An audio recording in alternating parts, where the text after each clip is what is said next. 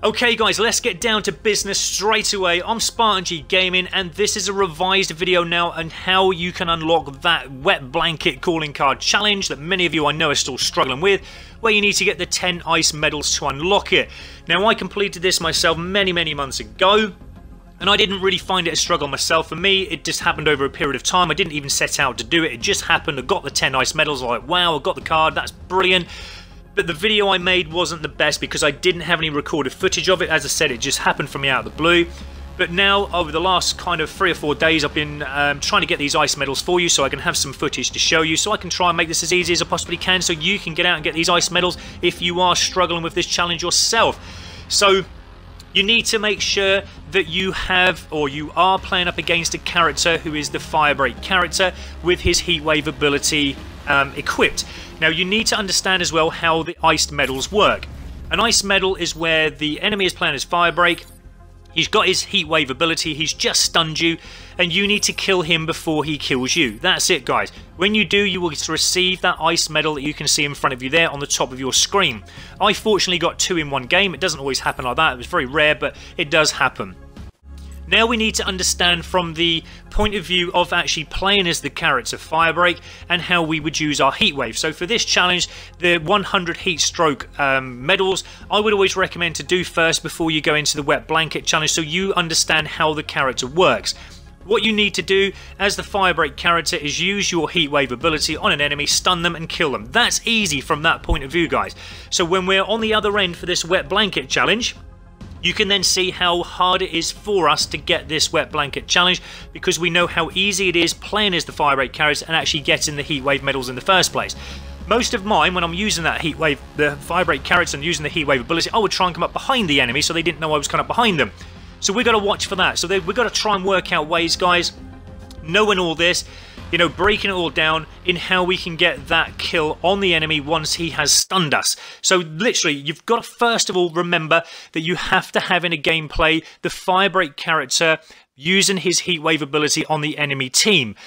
There's no point going into a game, guys. You haven't, you know, got that Firebreak character, he hasn't got the heatwave ability, and then wondering why you're not getting your ice medals. It doesn't happen. You've got to make sure that that's all set up first. You've got a Firebreak character, an enemy's playing him, and he's got that heatwave ability. And then you can go out and get your ice medals, guys. So what I can recommend as well, another tip that I can give you, is to always make sure when you do know you've got that Firebreak character with the heatwave ability on, and you're going after your ice medals, is to keep the enemy in front of you at all times. Remember what I just said about when we're playing as the Firebreak character and we're trying to get the stun on the enemy. We want to try and come up behind them. So you need to try and prevent that when you know you've got that character in your game. All my videos here, you will see that I shoot the Firebreak character when he's used his ability on me in front of me. I always try and keep them in front of me. There are game modes that can help you with this as well. So you need game modes that you know where the enemy is spawning from, but it doesn't really matter, guys. It's just, you know, that you can, if you are really desperately and trying to get this challenge, you can use game modes such as uplink or maybe safeguard, where you know the enemy you're going to be spawning from, so you can always keep them in front of you at all times. But you've got to try and watch your back when you know you've got a Firebreak character in your game, especially with the heatwave ability on, because he's going to try and come up behind you, like I said. But just try, if you can, to keep the enemy as much as you can in front of you. So that is a great tip there. Now, many of you as well saying, can I use my Semtex? Would that help? I've tried the Semtex. It's very hard. It's very quick the moment it happens when you do get stunned by the Firebreak character. You haven't got time to throw your Semtex. Even by the time the Semtex has gone off, you're probably already dead anyway, and it will take a bit of time for the Semtex to explode. So I wouldn't recommend that. I know many of you are saying, yes, it will work, but I've tried it, it really doesn't work. The best way that I can say to you is to do it the way I just said, by keeping the enemy in front of you as much as you can at all times. You never know when that Firebreaker is going to come round the corner or in front of you. It's going to try and use that ability, and you know, you've got to be aware of it at all times. Now, this is the last bit of footage I'm going to show you here. We know we've got the Firebreak character in the game. He's got his heatwave ability equipped, because I noticed that right at the start of the game. He just tried to use it there, but because I used my speed ability, because I was the overdrive ability, sorry, playing the carriage ruin, he didn't have time to do it, but you just see a slight little haze come around, so he was just about to use it.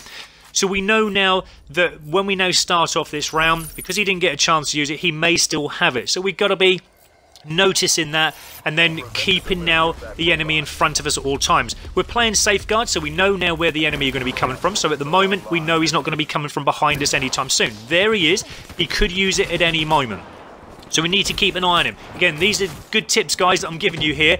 We've just got to make sure that we keep now that Firebreak character in front of us, because he's about to use that heatwave ability, and we want to make sure that once he has used it, we are we are killing him as instantly as we possibly can. It's up to you as well, guys. You don't have to do it the way I do, but this is how I always get my ICED medals, by keeping that enemy in front of me. You can experiment like I have done on many occasions, you know, and you can see what works for you. But nothing else really has proved as easy as just keeping the enemy in front of you, making sure they don't come up behind you. They're going to try and use that ability as much as they possibly can, and whether, you know, you're in front of them or they're coming up behind you, they're going to try and use it whenever they can. So it's just waiting for that moment. And I do love Safeguard. I absolutely love playing Safeguard as well. So it is one of those game modes that you can get really big kills with. And like I said, you know where the enemy are going to be coming from. So that does help us to keep that enemy in front of us at all times.